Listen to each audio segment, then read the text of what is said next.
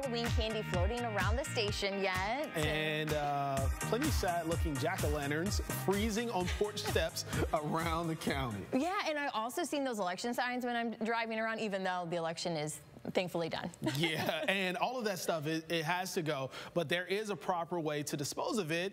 Adam Cassi, Executive Director of Keep Toledo, Lucas County Beautiful, has those answers for us this morning. So Adam, good morning. Morning. You have it laid out for us. Recycling, before we get into what to recycle, why is it so important that this is something that's at maybe the top of our list to make sure when we're getting rid of things, we think to recycle and not just throw it in the trash? Yeah, absolutely. Well, actually, November is Correct Recycling Month, so it's a great time to come and talk to everybody about some good habits we can build going into the holidays. The holidays is a time where we do make a lot more waste, and recycling is important. It's been around for a very long time. It works fantastic for paper and cardboard and metal cans and glass, and it's very helpful for plastic as well. So we want to make sure that we reduce waste in our landfill, send less stuff to our landfill.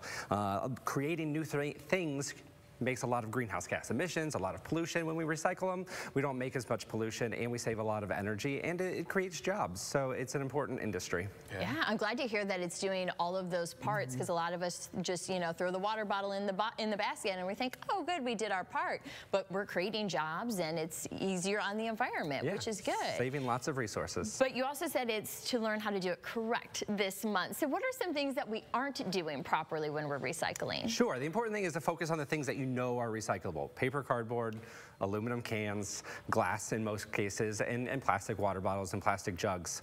So focus on those. If you're not sure if it's recyclable, I always tell people just call me at Keep Toledo, Lucas County Beautiful. We will get you the information on what to do with it. I have more conversations about plastic bags than anything else in my industry.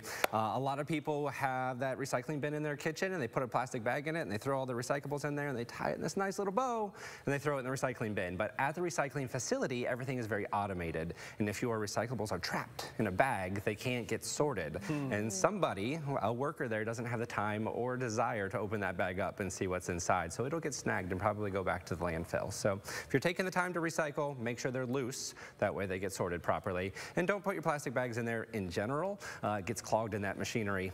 Take your plastic bags back to the grocery store. And it's really any plastic film. They're wrapping around your paper towels, they're wrapping around your toilet paper, even the plastic around the case of water bottles that you get. All that's plastic film that you can recycle back at your grocery store. So Adam, you mentioned that around the holidays, people are producing way more waste than normal. What are some of the things that folks aren't thinking about to recycle that they should? Yeah, so with this season, we try to focus on a lot of things that you can't put in your curbside recycling or at a county drop-off location, and we'll do special collections for it. So we mentioned the campaign signs. We are taking all of the campaign signs right now. The cardboard ones, the corrugated plastic ones, the plastic sleeve ones. So get those to one of our drop-off locations. There are a number of them around town. We also are collecting candy wrappers, just wrapping that up from the Halloween season. Another thing, actually the rule of thumb is if something is smaller than a credit card, it doesn't end up in the right spot when it goes to the recycling facility. It just kind of blows around. So a lot of those wrappers are way too small. You can't put them in your curbside recycling, but we'll collect them, send them to a special processor. Pumpkins, we collected about 18,000 pounds of pumpkins last year. Whoa. No reason to send all of those nutrients and everything to the landfill and just trap it in the landfill. So we actually collect those. I want nothing less than 20,000 pounds this year. And I did get this little guy out of a pumpkin dumpster.